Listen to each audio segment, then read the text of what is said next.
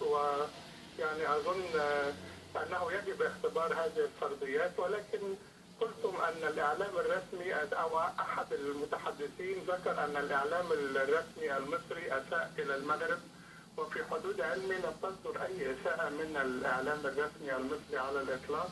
هناك إساءة صدرت من إعلام خاص، وكان رد الفعل الرسمي سريعا واعتذرت وزارة الخارجية، بل وتم طرد المذيعة التي ارتكبت هذه الإساءة، طردت من هذه القناة الخاصة. وبالتالي الحديث عن أن هناك قصف إعلامي رسمي مصري على المغرب ليس له أي أساس من الصحة. أنا شخصيا يعني تفسيري الخاص أن هناك حساسية مفرطة تجاه التقارب المصري الجزائري. نحن نعرف أن أول زيارة رسمية للرئيس المصري كانت للجزائر، وطبعا الوضع في ليبيا كان يبرر مثل هذه الزيارة، وأيضا التقارب أصبح عميقا بعد صفقة الغاز التي أبرمت بين مصر والجزائر.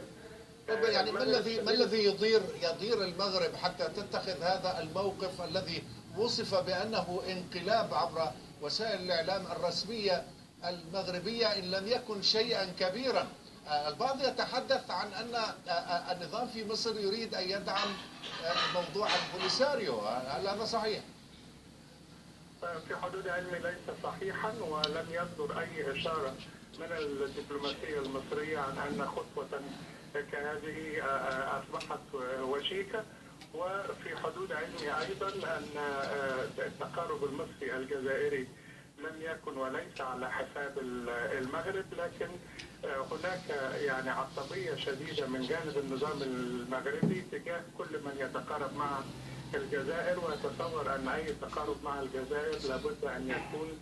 ويقال سيدي دكتور يقال بأن الإعلام لم يكن، أنت وصفته ربما بالإعلام الخاص، لم يكن راضيا عن زيارة العاهل المغربي إلى تركيا، وخاصة لقائه مع الرئيس التركي في داخل منزله، وكانت هناك انتقادات صدرت عبر وسائل الإعلام هذه. هل يمكن أن يكون دافعا هذا؟ يعني في حدود علمي أيضا أن الانتقاد لملك المغرب كان عبر وسيلة إعلامية تصدر أو قناة فضائية تصدر من خارج مصر، ولكن طبعا لن تنظر القاهرة بارتياح إلى زيارة ملك المغرب إلى تركيا التي تعتبر حتى هذه اللحظة خصم سياسي وتأوي جماعة الإخوان المسلمين. لكن لم يصدر في حدود علمي عن الإعلام الرسمي المصري أي إساءة للمغرب بسبب هذه الزيارة. حسن نافع، أستاذ العلوم السياسية بجامعة القاهرة، دكتور شكرا لك.